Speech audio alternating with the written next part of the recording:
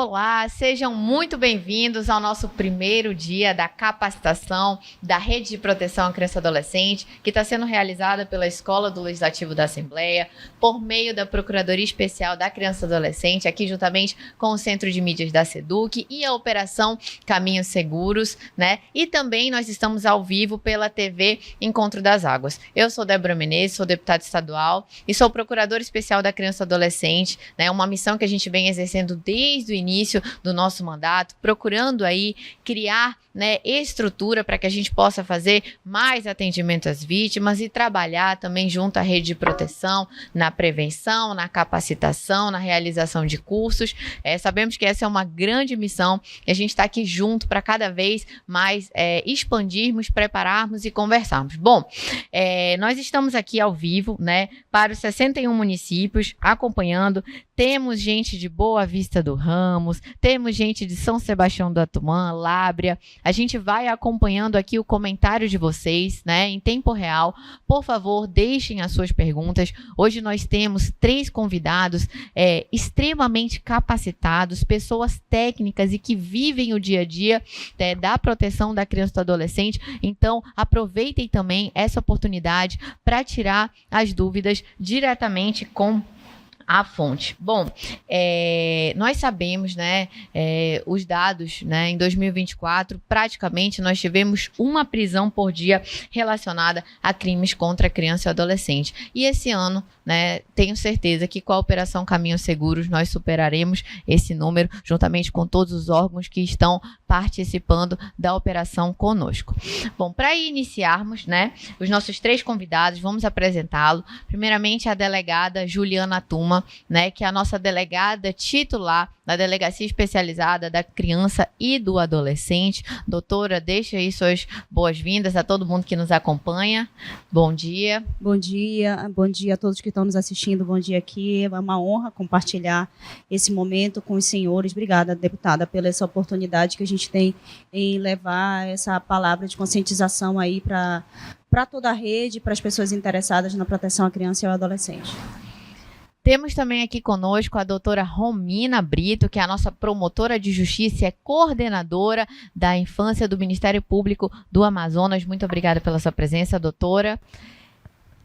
Bom dia a todos e todas que estão nos assistindo. É uma honra, um prazer. Agradeço o convite da Procuradoria da Infância da ALEAN para que nós possamos juntos e unidos com todo o sistema de justiça garantir neste mês tão importante, o mês de maio.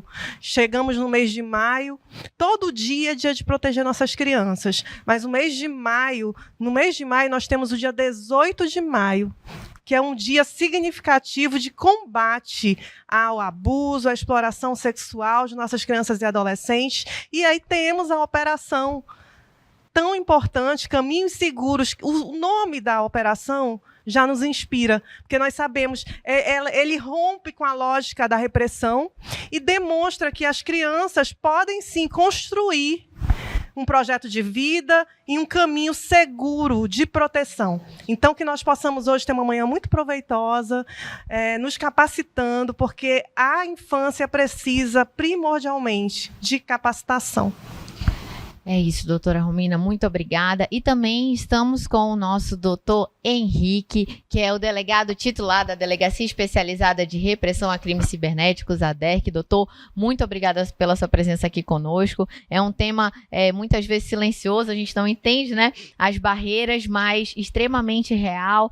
A gente precisa entender até onde vai o limite, o que é crime, o que fazer, como proceder. Então, obrigada pela sua presença.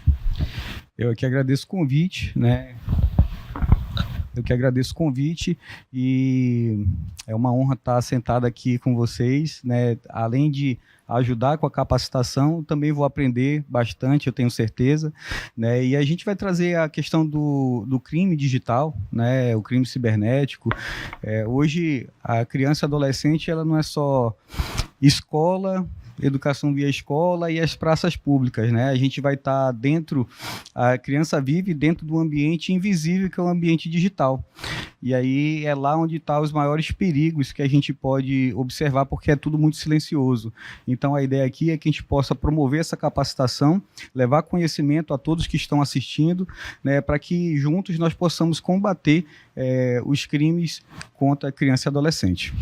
É isso mesmo, da mesma forma que a gente está utilizando hoje esse celular e a gente tem milhares de pessoas nos acompanhando para o bem, essa também pode ser uma porta de entrada perigosa para as nossas crianças. A gente precisa estar atentos a isso. Bom, hoje nós estaremos, né, nos dividindo em 3 blocos. Primeiro, para falarmos sobre violência sexual. O segundo bloco falaremos sobre trabalho infantil e mendicância. E o terceiro bloco falaremos sobre crimes cibernéticos. Doutora Juliana, vamos iniciar, né? A senhora que atua aí há anos na linha de frente dos casos mais delicados que a gente já teve aqui no nosso estado. Então, fique à vontade, a fala é sua. Vamos conversar sobre alertas, né? Explicar sobre até procedimentos, fluxos de atendimento, reforçar a importância da questão da escuta, né? De não sermos omissos no momento que recebemos. Sabemos que temos muitos professores nos assistindo e que a escola muitas vezes é uma porta de entrada, né? Para que uma criança se abra, porque é um ambiente também de confiança, né? A criança ali naquele momento quebra esse silêncio, a gente precisa fazer alguma coisa, é um dever de todos nós. Então, delegada, a palavra é sua. Obrigada, deputada. Novamente, bom dia. Nosso interesse aqui é levar essa conscientização e colocar uma pequena sensibilização, pequena capacitação, no sentido de que nunca as coisas vão se perdendo e acho que às vezes a gente acha, não, eu já sei sobre isso, né? E eu já lido com essa temática há aproximadamente 14 anos, sempre na linha de frente de vulneráveis, a maioria do tempo, de polícia civil, e a gente nunca sabe tudo dessa temática. Então, é importante que a gente esteja sempre estreitando esses laços, reforçando a importância dessas definições, desses conceitos, esses encaminhamentos, que por vezes, até porque esse combate ele é muito dinâmico, não é um combate engessado, tá bom? E aí a gente pode colocar a capacitação, os slides, para que a gente consiga guiar, né, Tá. Bem, como a doutora Romina falou, a senhora, o doutor Henrique, que nós estamos, pode ir para o primeiro slide, tá? Que é para a gente ver que a gente está na operação Caminhos Seguros. Isso, a Operação Caminhos Seguros é uma operação nacional, coordenada pelo Ministério da Justiça, e o Amazonas aderiu. Estamos todos engajados nessa operação, que não é só uma operação, tá? Ela é uma mobilização nacional de enfrentamento, de combate, de conscientização acerca da necessidade de proteção e de intensificações preventivas e repressivas no combate às violências contra crianças e adolescentes. E, a seguir, nós falaremos aqui das múltiplas formas de violência. Deixa eu tentar passar aqui, não. Isso, as múltiplas formas de violência a que crianças e adolescentes podem ser submetidos, né? Então, a gente trouxe as principais aqui e que a gente encara diariamente na Delegacia Especializada em Proteção à Criança e ao Adolescente, não só na delegacia, mas todos que estão na linha de frente desse combate, na ponta da lança desse combate, a gente se depara com esse tipo de violência. Então, os tipos de violência mais comuns que nós trataremos a seguir, além da violência sexual, que será aprofundada, nós temos a violência física, psicológica, a negligência e o abandono, o trabalho infantil, violência institucional e, por sua vez, por último e não menos importante, a sexual, e nela nós daremos uma ênfase maior, até porque é o foco também da Caminhos Seguros, além do trabalho infantil e dos crimes cibernéticos.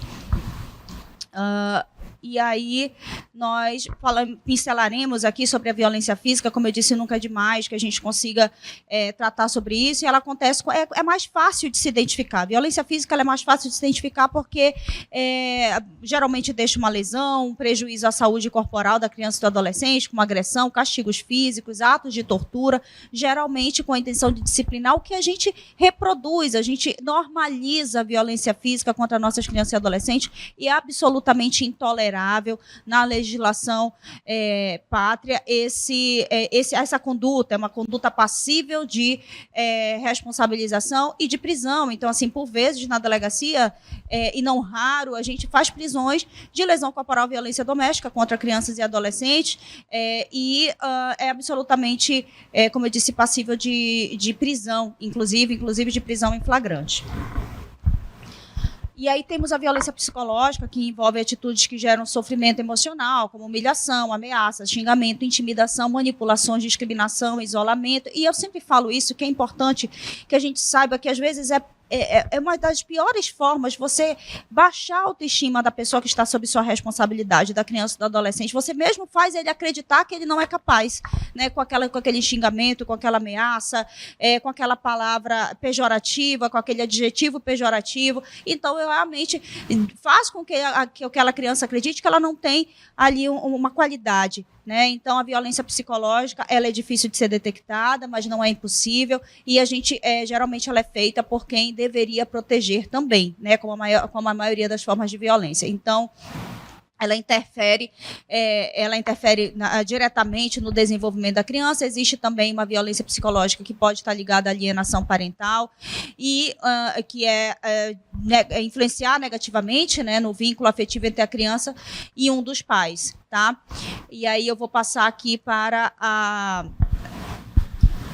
a negligência ou abandono, que caracteriza-se pela omissão dos cuidados básicos necessários ao bem-estar da criança, como alimentação, higiene, saúde e afeto. E dessa negligência ou abandono eu posso aí ter uma gama de crimes que podem ser cometidos dentro desse tipo de violência, como maus tratos, abandono material, abandono intelectual. E vemos o trabalho infantil, que a posteriori será também aprofundado, acredito, e não por mim, mas pela doutora Romina, é a exploração de crianças e adolescentes em atividade econômica ou de sobrevivência, proibida para menores de 16 anos, salvo na condição de aprendiz a partir dos 14 anos, então é vedado ao trabalho infantil, não se pode normalizar mais esse tipo de conduta que outrora era normalizado e a gente minimizava realmente. Violência institucional, que a gente não, às vezes fica invisível, né? Às vezes a própria polícia, a própria escola, quem deveria proteger, o sistema de saúde, questiona as vítimas, normalizam, minimizam o sofrimento da vítima, né? Colocam nela uma culpa que não deveria, então ela é praticada por servidores públicos no exercício de suas funções, ou profissionais de saúde. Essa violência, ela inclui o abuso de poder, né? Maus tratos físicos ou verbais, humilhações e práticas que desrespeitam os direitos das crianças e dos adolescentes. E aí, nós passamos para a violência sexual, que é um dos temas que nós estamos intensificando na Operação Caminhos Seguros, e ela é uma das formas mais graves e traumáticas de violação de direitos por afetar profundamente a saúde física e emocional e o desenvolvimento integral da vítima, né? Trata-se de uma violência complexa que pode ocorrer de forma intrafamiliar ou extrafamiliar e envolve relações marcadas por abuso de poder, dominação e quebra de confiança. E digo aos senhores que essa é uma das violências mais comuns que chegam na Delegacia Especializada em Proteção à Criança e ao Adolescente, não só na delegacia, mas nos órgãos da rede de proteção. E elas são realmente hediondas, são violências hediondas e que colocam feridas profundas para o resto da vida dessas pessoas, desses indivíduos que porventura sejam vítimas desse crime tão nefasto, desse tipo de violência tão nefasta. A violência sexual compreende qualquer ato de natureza praticado contra uma criança ou adolescente sem o seu consentimento ou com seu consentimento inválido, já que não tem maturidade. A lei diz que o consentimento não é válido, né, menos de 14 anos, para compreender ou autorizar atos dessa natureza e envolve, de forma geral, o contato físico, a conjunção carnal, toques, atos libidinosos e atos sem contato físico, exibição de genitais, uso da criança para a produção de imagens pornográficas, indução a se despir, envio de recebimento ou recebimento de conteúdo sexual. E eu queria aqui chamar a atenção que a gente tem, inclusive agora, né, como o doutor Henrique falou, esse ambiente oculto, a covardia do anonimato da internet, que é um meio muito comum agora de se aliciar crianças e adolescentes para a prática de atos sexuais, compartilhamento de material pornográfico. Então, é uma ferramenta que os abusadores agora estão se utilizando para cometer esse tipo de violência, se utilizando ali, por vezes, de de identidades falsas, idades falsas e das mais variadas formas de máscaras para a cooptação de crianças e adolescentes para a exploração sexual por meio virtual.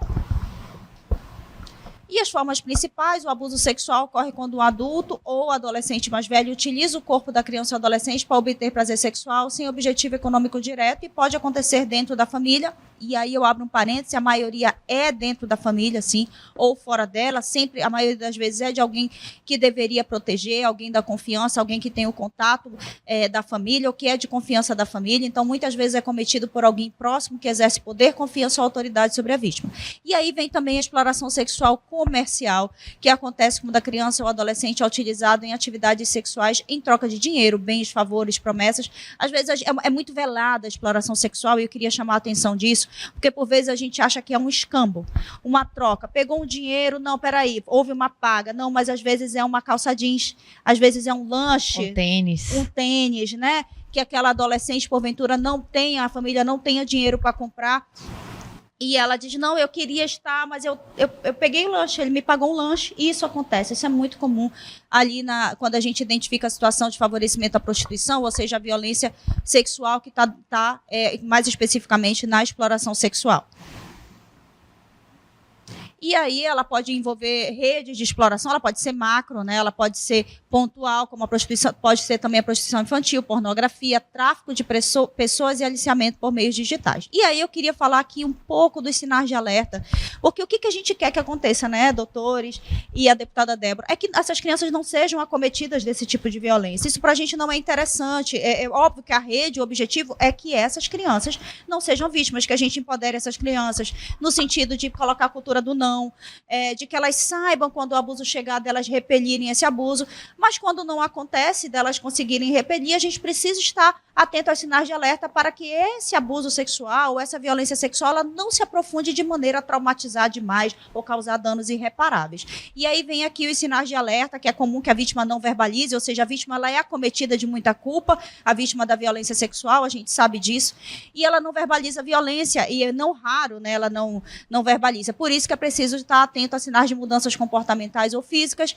que são, por exemplo, medo ou rejeição de determinadas pessoas, né? O corpo fala, às vezes o corpo da criança fala, ela se esquiva ali. Então, a gente precisa estar atento aí. Se eu conheço meu filho, eu sempre digo, se eu conheço a pessoa que está sob minha autoridade, às vezes até um professor conhece o aluno de tal forma que ele consegue identificar que ela mudou de comportamento. Não subestimar a mudança de comportamento. A gente geralmente tem crianças que são extremamente extrovertidas e aí, de um dia para o outro, começam ali a estarem mais acanhadas, mais afastadas, para que até dentro da sala de aula e não só em casa, né? E a gente tem vários professores nos assistindo aqui que a gente está acompanhando em Carauari, em Anamã, em Humaitá, para que essas mudanças de comportamento repentinas não sejam subestimadas, para que esse professor vá, né, investigue, converse naquele primeiro momento, porque o professor ele é uma figura de extrema confiança da criança, então geralmente é quem primeiro pode identificar também. Muito importante, é isso mesmo, deputada. O professor, a escola, daqui a pouco a gente falará sobre isso,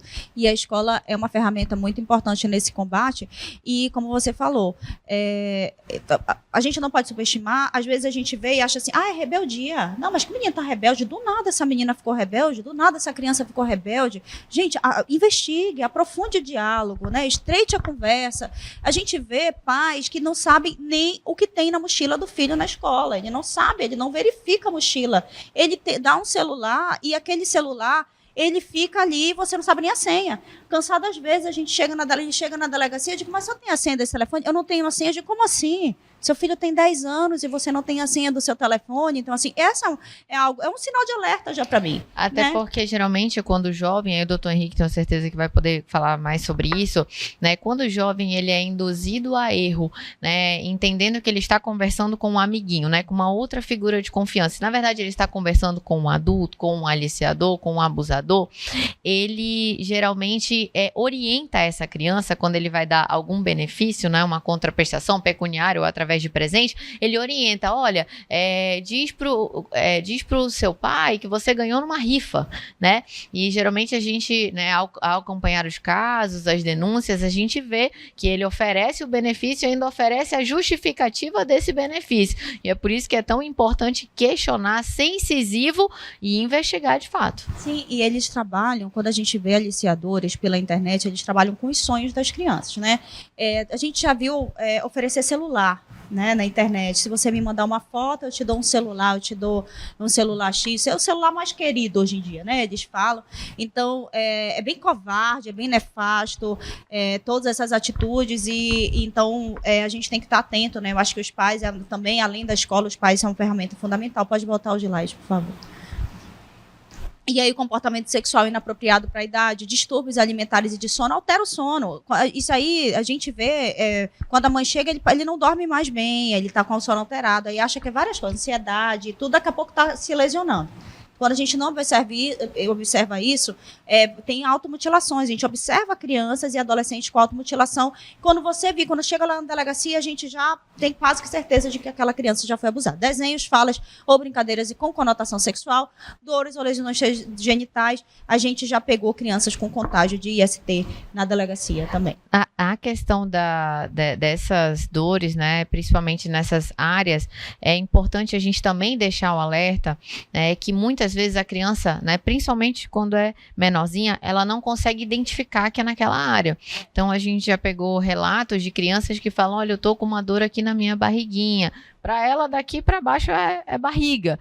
Então, também ficar atento a isso, porque ela, da mesma forma que ela não entende, né, o que é o abuso, né, que aquilo não é uma forma de carinho, onde ultrapassou, ela também não entende o que está acontecendo aqui. Então, né, principalmente para, né, o cuidado com os órgãos, muitas vezes eles não falam exatamente o que é, mas a gente ficar atento a essas falas, a essas dores, né, em regiões ali mais sensíveis. Às vezes elas falam, deputada, quando consegue, realmente ela não consegue identificar, quando consegue é quando ao urinar, né? Então algumas professoras já identificaram e levaram essa denúncia para a gente na dor ao urinar, e aí quando a gente vai investigar, realmente a suspeita ela tinha fundamento. E a importância da escuta e da rede de proteção, né? E então, como a senhora falou, a gente está sempre martelando nisso, a importância da escuta, a importância do acolhimento. Antes de começar aqui a nossa conversa, a gente também fez uma conversa prévia da importância do acolhimento. Então, quando a criança ou adolescente revela violência, é essencial que ela receba acolhimento sem julgamento, sem questionar, né? Com escuta qualificada, proteção imediata, encaminhamento para a rede de atendimento, conselhos tutelares, delegacias especializadas, saúde e assistência social e psicólogos. Eu quero só pincelar aqui uma coisa, a importância de se documentar a revelação espontânea, porque às vezes acontece uma revelação espontânea na escola ou na rede de saúde e essa revelação ela não é documentada, ela é mandada sem estar documentada. Então, a gente precisa estar atento da nossa obrigatoriedade em documentar a revelação espontânea enquanto rede de proteção, até para que isso seja levado ao conhecimento das autoridades. E eu queria só trazer aqui, porque a gente tem entendimentos novos e assim, é óbvio que a gente tem aqui a parte da educação, são pessoas da educação, mas a gente tem muitas pessoas da área do direito, que a gente, às vezes, até esses entendimentos dos tribunais superiores precisam estar bem sedimentados na nossa cabeça, porque, às vezes, a gente quer tomar um julgamento ou tomar decisões achando que sabe, e a gente não, como eu falei no início, a gente nunca sabe tudo dessa matéria, né? Então, assim, o STJ, o Superior Tribunal de Justiça, tem firmado o entendimento de que não é necessário haver contato físico para configurar abuso, bastante a intenção libidinosa para envolvimento da vítima, né? E também a palavra da vítima, especialmente da criança, tem especial relevância quando coerente e consistente. E o STF reafirma o princípio da proteção integral e prioridade absoluta, legitimando medidas firmes de proteção, se necessário o afastamento, se necessário a perda do pátrio poder, para a proteção dessa criança e do adolescente. E também o consentimento da vítima menor de 14 anos é juridicamente irrelevante. É crime formal, mas aquela menina queria, a gente ouve às vezes, mas ela queria. A gente ouve pejorativamente isso, mas ela desde 12 anos, gente, não interessa. Né? Não interessa, então a gente tem que ter essa sensibilidade em relação a essa matéria, saber que a lei ela é enérgica em relação a isso. E o entendimento dos tribunais superiores também. E a rede de proteção, né, que é composta por órgãos, a gente tem que estar com a rede na cabeça, os órgãos de desencaminhamento, a gente precisa estar com esse fluxo na cabeça, que é composta por órgãos como Conselho Tutelar, Ministério Público, Judiciário, Escolas, Saúde e Assistência Social. E essa articulação intersetorial ela é essencial para romper o ciclo de violência. E a gente, às vezes, sempre reclama entre a gente precisa conversar, a rede tem que conversar. A rede tem que conversar então a gente tem que estar sempre estreitando esses laços, a gente tem que estar de bem, né? Essa é a fala, a gente tem que estar sempre de bem, porque a gente tem que estar sempre conversando para atingir a proteção integral. E a escola, como a senhora disse, ela é uma porta de entrada essencial para identificar e relatar situações como a gente tem revelações em escola, né? Porque as crianças se sentem num ambiente seguro e de confiança para relatar. Então, todos os agentes devem conhecer os fluxos de encaminhamento e seus papéis legais. Temos que saber da nossa responsabilidade. A gente tem que chamar para a gente a nossa parcela de responsabilidade nesse combate. E aí, para concluir, o fluxo de encaminhamento, né, identificação da suspeita ou confirmação do caso, comunicação imediata ao Conselho Tutelar, delegacia especializada, necessidade de formalização de relatório de escuta especializada quando há essa capacitação, senão a documentação da revelação espontânea é importante, é essencial e é obrigatória, né? A gente precisa lembrar aqui também da Henri Borel, que a omissão ela é criminosa, se você não se omite, você tem que responder. Então, encaminhamentos para atendimento psicossocial e medidas protetivas, acompanhamento em rede, evitando sempre a revitimização e garantindo o acolhimento adequado. E a proteção da infância e da adolescência é um dever de todos nós, né? O silêncio, ele protege o agressor e a denúncia, ela protege a criança, e a gente trouxe aí os canais de denúncia, tanto o Disque 100, o Disque 181, da delegacia. Então, a Operação Caminhos Seguros, ela é um compromisso com a prevenção e o enfrentamento das violências. Obrigada pelo espaço, deputada, aqui. Não, a gente que agradece.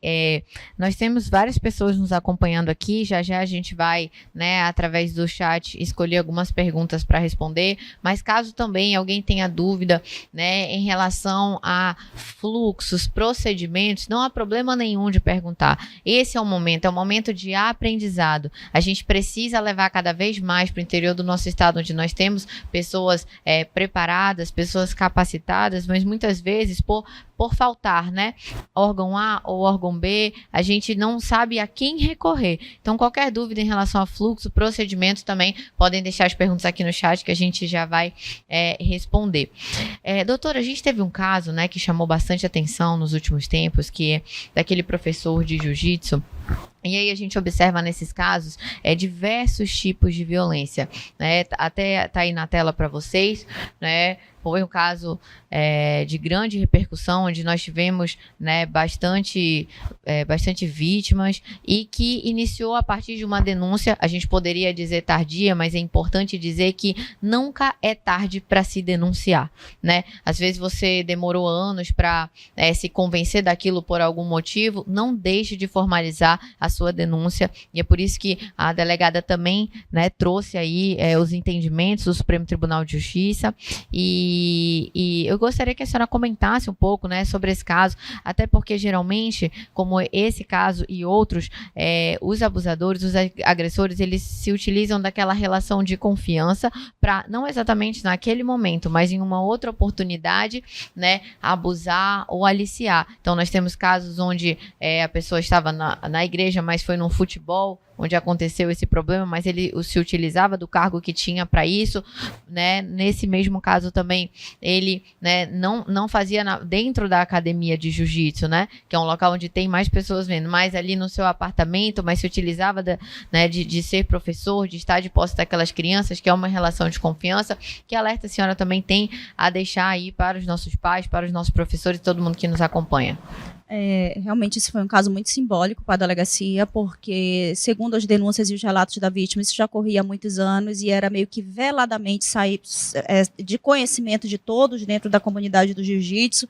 Então, todo mundo já meio que sabia, quando um adolescente andava com ele, que aquele adolescente estava sendo explorado sexualmente, ainda que na fala não fosse assim, era como normalizando um namoro de um adolescente vulnerável e sendo explorado sexualmente naquela relação ali, aquela relação de violência sexual. Então, primeiro, o que chama atenção para mim nesse caso é não só o simbolismo do caso, mas a coragem dos atletas em denunciarem, se despirem de toda a vergonha que muitas vezes a gente, aquela vítima é acometida, né, de julgamentos, de vergonha, de estigmatização que esses atletas poderiam ter, porque são atletas campeões mundiais.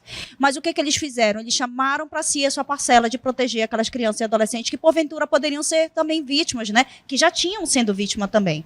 Era a 20ª vítima. Então, primeiro chamou a atenção por isso. A segunda coisa, um caso subnotificado de muitos anos, né? Mas que nós conseguimos uma responsabilização, ainda que tardia, mas houve uma responsabilização e a gente começou a encerrar o ciclo de luto, né? A parte de luto dessas vítimas que estavam vivenciando, se sentindo injustiçadas, porque quando há uma responsabilização do agressor, a gente enxerga que há um rompimento aí daquele sofrimento, né? Que aquela vítima porventura vive e que naturalmente vive. Mas outra coisa que chama atenção é que ele se utilizava do esporte, o que é muito comum hoje em dia. A gente vê os abusadores se utilizando dos sonhos das crianças. A gente viu isso num condomínio de luxo aqui da capital, em que um abusador, ele pegava as crianças e montava times de futebol, e as crianças, tudo que elas queriam era jogar naquele time, no time principal ali do condomínio. Então, assim, o estreitamento de laços era condicionado, estreitamento de laços de contato físico e de abuso sexual era condicionado a ele fazer parte daquele time principal. Então, mexe com os sonhos. O abusador é covarde, ele mexe com os sonhos.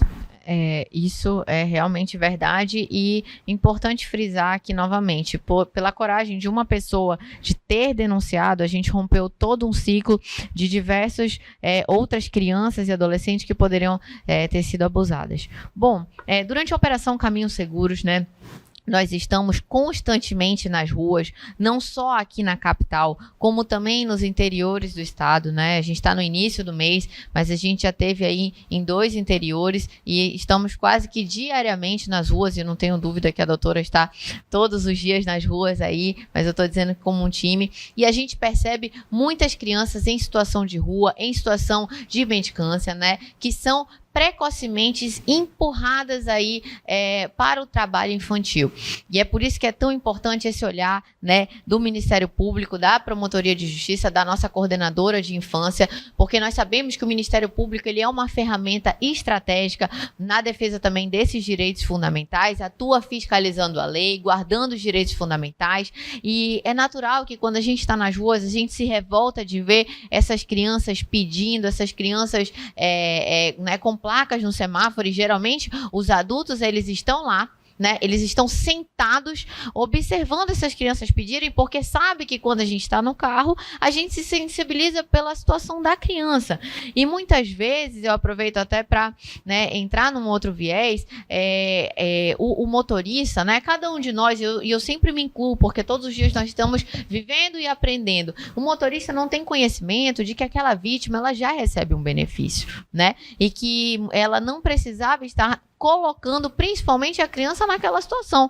Porque se você observar, geralmente o adulto ele não quer ir pedir sozinho, porque pedir não seria o problema. Ele poderia ir no semáforo, que fique bem claro, e poderia pedir, mas ele se utiliza de crianças, de bebês, e aí a gente vê bebês de 5, 6 meses sendo expostos aí ao sol, né, torrencial que a gente sabe que tem no nosso estado, para viver essa condição. Então, doutora Romina, compartilhe um pouco, né, conosco sobre esse tema importantíssimo, né, que é exatamente essa questão de mendicância nos semáforos, o trabalho infantil, que a gente não pode deixar de denunciar e também não pode deixar de ter esse olhar atento e entender, né, os limites, o que fazer, como proceder e como nós, enquanto cidadãos, podemos também ajudar nesse tipo de situação. Então, bom dia mais uma vez. Uma satisfação estar aqui reunida essa manhã com todos vocês que estão nos ouvindo, nos vendo também. Muitas vezes em locais, aí, como a deputada falou, mais distantes da nossa região. Então, agradecemos também a SEDUC por disponibilizar esse espaço, porque nós sabemos da dificuldade geográfica da nossa região. e do quanto é importante usarmos essa metodologia online para levar esse conhecimento, esse debate, numa manhã tão proveitosa como hoje, né? Então, já agradecer essa participação, dizer que é um tema sensível, um tema urgente. As crianças, elas acabam sofrendo, como foi bem mencionado pela deputada, múltiplas violências quando elas estão nas ruas. As crianças, elas, desde o ECA, se tornaram sujeitos de direito e possuem direitos a serem respeitados. O ECA não pode viver só no papel, não pode ser só no papel, ele precisa vir para a prática. Então, quando nós temos uma realidade de crianças em rua, são crianças que não estão estudando, crianças que não estão brincando, crianças que estão perdendo a dignidade da sua infância, né? E nós sabemos a importância... Pode colocar aí os slides. Eu preparei aqui um material para vocês, que depois eu vou disponibilizar. Inclusive, tanto esse material do slide, quanto outros, porque nesse tema de trabalho infantil é importante a capacitação, é importante a leitura para sabermos como abordar. Até hoje, a sociedade...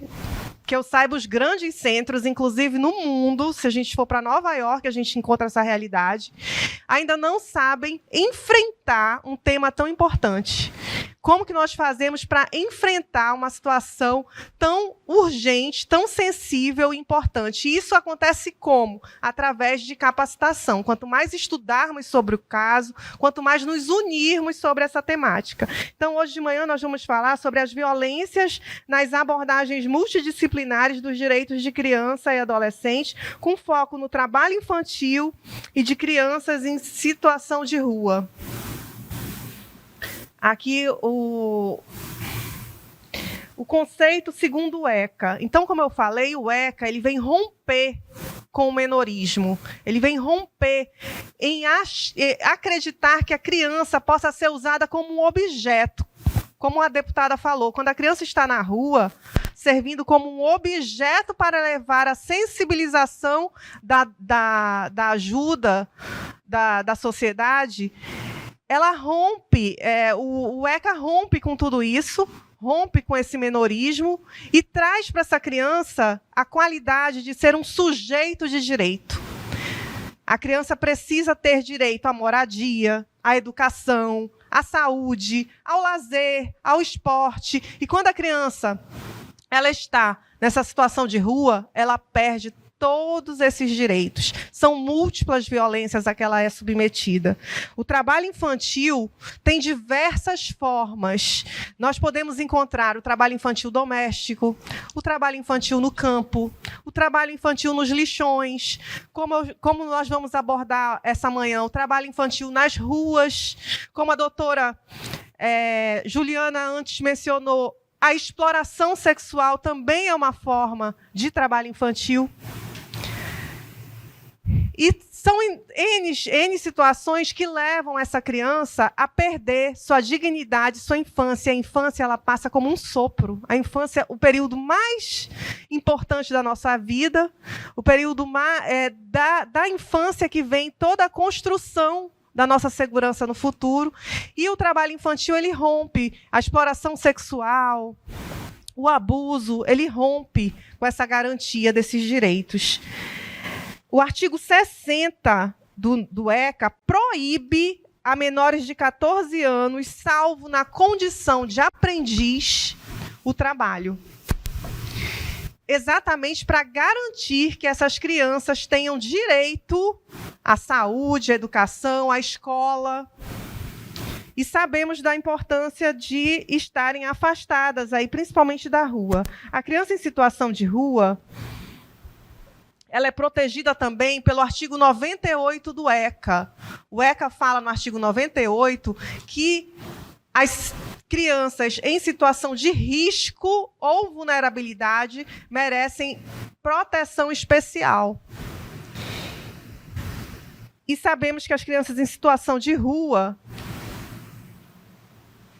estão aí nessa condição.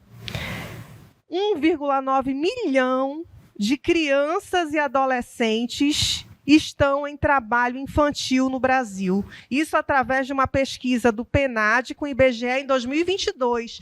Então, sabemos que os dados podem ser até triplicados, porque depois disso saímos de uma pandemia e esses dados podem estar muito maiores do que 1,9 milhão de crianças nas ruas e em trabalho infantil no Brasil. A maioria, essas crianças, elas têm nome, precisam sair da invisibilidade, elas têm cor, elas têm local de moradia, são crianças negras, pardas, são crianças que residem nas periferias das nossas cidades, exercendo atividades informais e perigosas. Mas uma estimativa do IPEA de 2016 revela que mais de 24 mil crianças estão em situação de rua. Esses dados também podem estar subnotificados. Sabemos que existem muito mais crianças nessas situações. Aqui em Manaus, né, uma capital, nós tivemos aí a situação dos venezuelanos, a crise, né, de toda essa situação dos venezuelanos, do Haiti, e nós sabemos o quanto aumentou o número de crianças em situação de rua na nossa cidade. A realidade foi agravada também, não só por essa questão dos venezuelanos, mas também por conta da pobreza, da violência doméstica e da exclusão da escola. Quando a criança ela não está inserida em um ambiente escolar, ela tende, muitas vezes, a procurar, a entender que o seu futuro será garantido através de um trabalho antecipado. Porque se você não acredita na educação, você procura as suas condições de vida, de sustento, de uma forma informal. E isso acontece com as crianças, não só crianças, mas acompanhando os adultos nas ruas. Esse tema é de especial relevância, porque para que nós possamos enfrentar, nós precisamos de respostas intersetoriais. O que significa? Assim como nossos ouvintes, quem está nos assistindo agora, são pessoas de inúmeras funções, assistentes sociais, psicólogos, pedagogos, juízes, promotores, delegados. Temos aqui a ALEAN, os servidores da ALEAN, servidores do Ministério Público. São pessoas de inúmeras qualificações e somente através de um trabalho interdisciplinar, um trabalho multidisciplinar, intersetorial, que nós podemos enfrentar a situação dessas crianças e adolescentes que estão nas nossas ruas. Por quê? Nós não precisamos somente de uma limpeza urbana.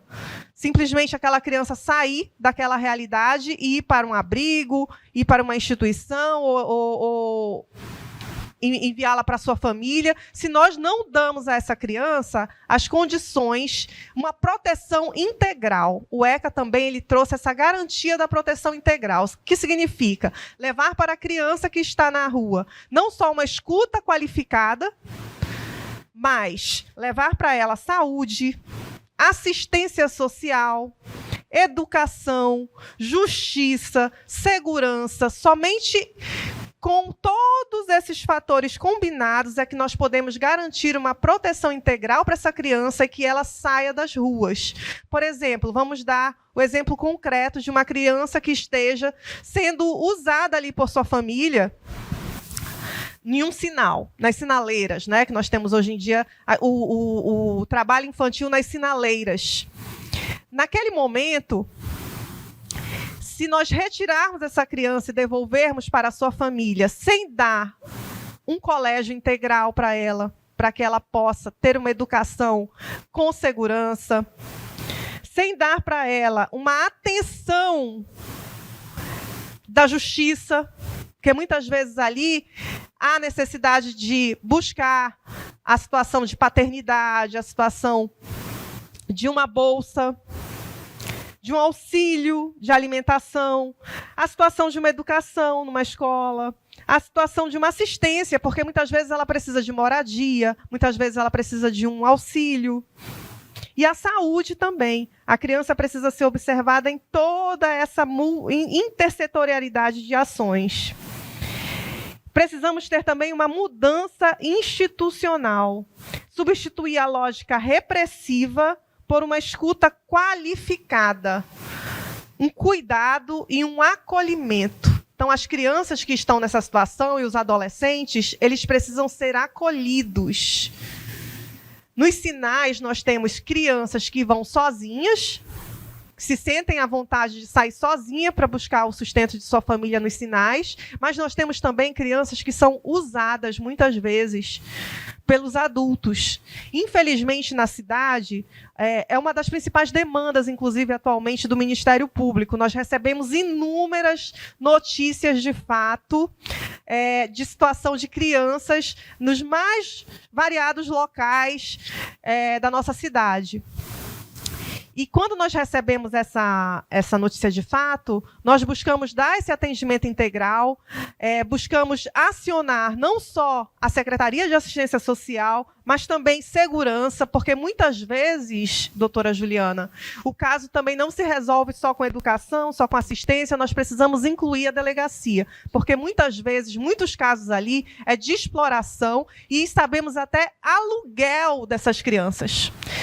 Nós tivemos notícia de que as crianças estão sendo alugadas por esses adultos, que famílias estão alugando seus bebês, suas crianças, para que eles possam ficar nas ruas com esses adultos que nem são familiares. Porque muitas vezes você pode pensar, nossa, é um pai, uma mãe, como ele está levando essa criança para essa sinaleira, para esse sol quente?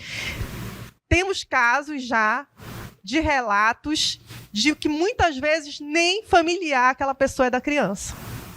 Já tivemos também informação de que combis pela manhã passam levando crianças nesses sinais para esses adultos, eles estão lá esperando. Então, de onde estão vindo essas crianças? Tudo isso já foi objeto de investigação, está sendo objeto de investigação, porque nós precisamos também trazer, além da saúde, da assistência, da educação, alguns casos são casos de justiça, são casos de segurança pública.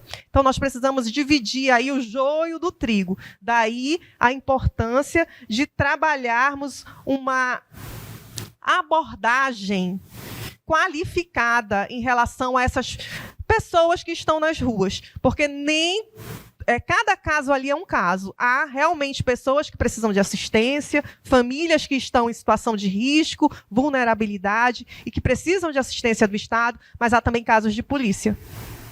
E nós precisamos separar essas situações para tratar cada caso de uma forma, ou nós não vamos conseguir eliminar o caso. Porque se tratarmos um caso de polícia com assistência, se chegarmos com uma pessoa que está praticando um crime com uma criança, uma exploração com uma criança e tratar como assistência, nós não vamos chegar a uma solução. Da mesma forma que se tivermos um caso de assistência, uma família vulnerável, e já chegarmos reprimindo, nós também não vamos chegar a uma solução. Precisamos ter uma abordagem qualificada, uma escuta qualificada dessas crianças, para que nós possamos dar o melhor encaminhamento. O nosso papel, enquanto profissionais do sistema de garantias do direito, é criar pontes, é garantir escuta, cobrar políticas, fiscalizar serviços, sobretudo atuar com humanidade, firmeza e ética. Aqui eu destaco a importância do orçamento público para as nossas crianças e adolescentes.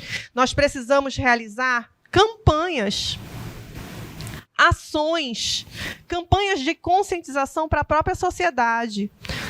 A própria sociedade precisa estar informada através de campanhas para que ela saiba de tudo isso que eu estou colocando para vocês aqui nesta manhã e que ela possa também entender que, naquele momento, o dar esmola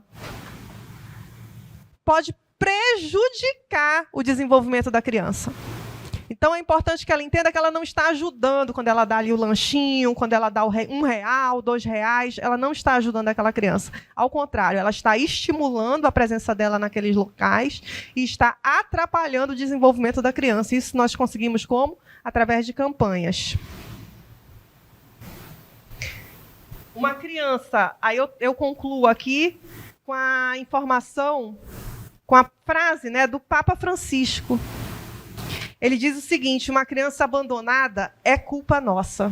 Então, é problema nosso, sim. O ECA também revela que toda a sociedade, não só o poder público, não só as autoridades, não só a família, mas toda a sociedade é responsável, sim, pelas crianças, pelos adolescentes. E cada uma que está nas ruas ali é problema nosso, sim.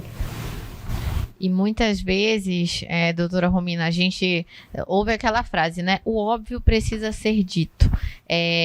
Quando nós temos conhecimento, né, em relação a uma associação, e todos vocês que estão nos acompanhando, nós estamos acompanhando aqui através do chat, que são profissionais técnicos capacitados, vocês têm total possibilidade de tomarem essa iniciativa e dentro dos seus municípios proporem ou para suas secretarias ou até para os próprios prefeitos ou até de forma própria essas campanhas nas ruas, né? Ensinar as pessoas, inclusive, né, todas as pessoas que precisarem de material da Operação Caminhos Seguros, nós do Núcleo de Proteção à Criança e ao Adolescente estamos disponibilizando, né, esses folders e slides, o material que nós preparamos especialmente para a operação, para que vocês também possam ir para as ruas e levar esse conhecimento que estamos tendo aqui, né, para as pessoas. Eu sei que é duro, doutora, e quando a gente está nas ruas entregando ali panfletos, conversando com os carros, com pais, com mães,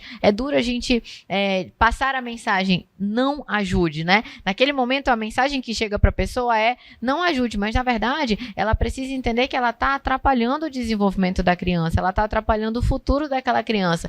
E quando a gente está nas ruas, a gente precisa transmitir essa verdade para as pessoas. Bom, a gente vai fazer um breve intervalo, né, de forma muito rápida, só para que você aí que está nos acompanhando possa ir no banheiro, beber uma água, por aqui também, e aí a gente já retorna em 3 minutos para que a gente converse sobre crimes cibernéticos, sobre casos importantes, né, é um assunto que a gente precisa debater, a gente vai conversar sobre os principais crimes que são cometidos nas redes sociais, nos aplicativos, sinais que precisam ser observados pelos pais, pelos responsáveis, qual, né, o caminho e principalmente a recorrência desses aplicativos, procedimentos, tudo com o Dr. Henrique, e a gente se vê daqui a 3 minutos aqui mesmo.